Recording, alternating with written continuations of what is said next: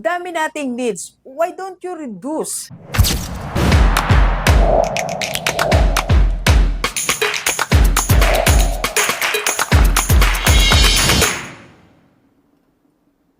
Okay, paano ba mabilis umunlad yung buhay natin this 2026?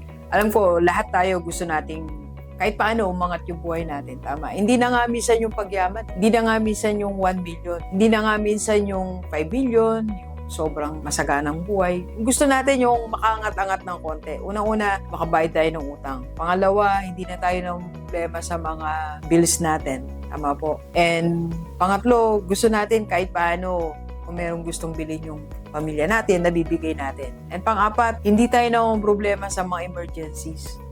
May biglang magkasakit, kung may biglang kailangan na 3,000, 5,000, and any member of our family, mabigay natin. So, yun yung gusto natin. Medyo umangat tayo sa buhay. So, paano nga ba natin gagawin ng pag-angat sa buhay? So, sa pananaw ni Doc, o sa pagtingin ko po, meron 5 approach na pwede natin gawin na kahit sino pwede itong gawin. Kahit OFW, 40 years old, 30, 50, kaya natin itong gawin. Alright? So, unang-una is, para umangat tayo sa buhay, is the practical approach na tinatawag. Ang practical approach po, ito po yung paggawa immediately kung anong opportunity sa paligid natin, pandagdag ng cash. Example, employed ka, empleyado ka po, merong offer ng overtime, you grab the offer.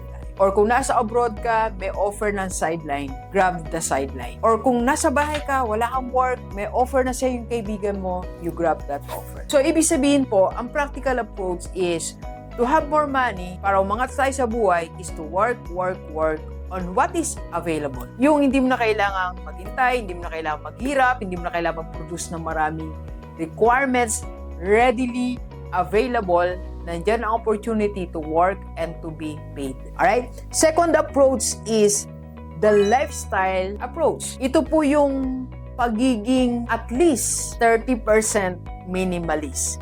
Then, eventually 40, 50, hanggang madagdagan ng madagdagan. Ano pong ibig sabihin nito? Ito yung unti-unti, inaayos natin ang lifestyle natin. We reduce what we need. Diba, minsan marami tayong masyadong kailangan eh. For example, pupunta tayo sa mall. Marami tayong requirements like kailangan naka-grab tayo, kailangan meron tayong malaking budget, kailangan kasama si ganito, kailangan mapuntahan natin yung mga ganon, kailangan dito tayo bumili. So, dami nating needs. Why don't you reduce? Pwedeng simpleng commute, simpleng gusto mo yung bagay na gusto mo siguro i-reduce mo muna. Like, instead of 3, 2 muna. Instead na yung mahal, yung mura muna. Reduce what you need sa buhay natin. Okay? Alam mo, pag na-reduce mo yan, nag-add ka doon sa number 1, practical approach, then lifestyle approach is nag-reduce ka what you really want or what you need. Doble yan talagang aangat finances natin this 2026. And third approach is yung tinatawag ko po na entrepreneurial approach. Ito yung magninegosyo talaga tayo. Para umangat tayo sa buhay, magsimula tayo sa maliit na negosyo. Magsimula tayo sa bahay mo, magsimula tayo sa maliit na puhunan, sa maliit na space, sa isang tao, isang table, 2 upuan. Start small, but in an entrepreneurial arena. Pag nagnegosyo ka, yun ang chance talaga nating medyo umangat yung buhay natin. Pag pinagtuunan mo ng pansin yung negosyo na yan, aangat talaga tayo. Okay? And number 4 is high-risk approach. Yung kung gusto mo talaga umangat sa buhay, high risk talaga yan. Kailangan mo talaga mag-take ng risk.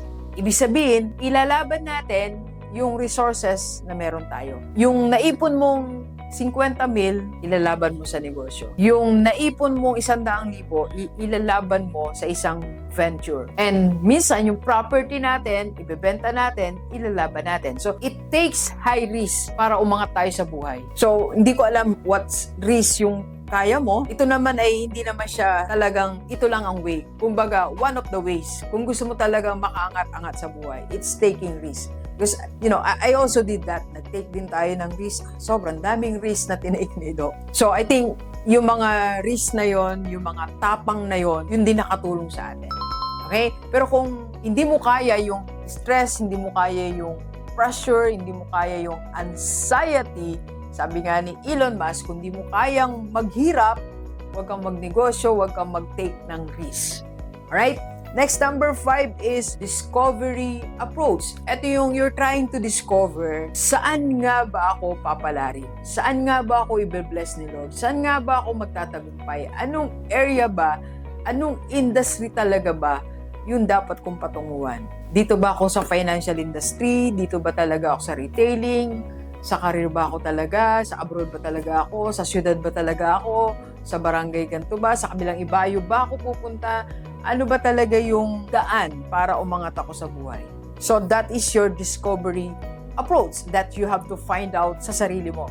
You have to pray mo, then pag nakita mo, you go for it. Alright?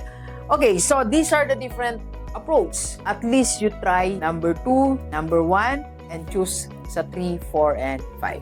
Let's go. Kape po tayo.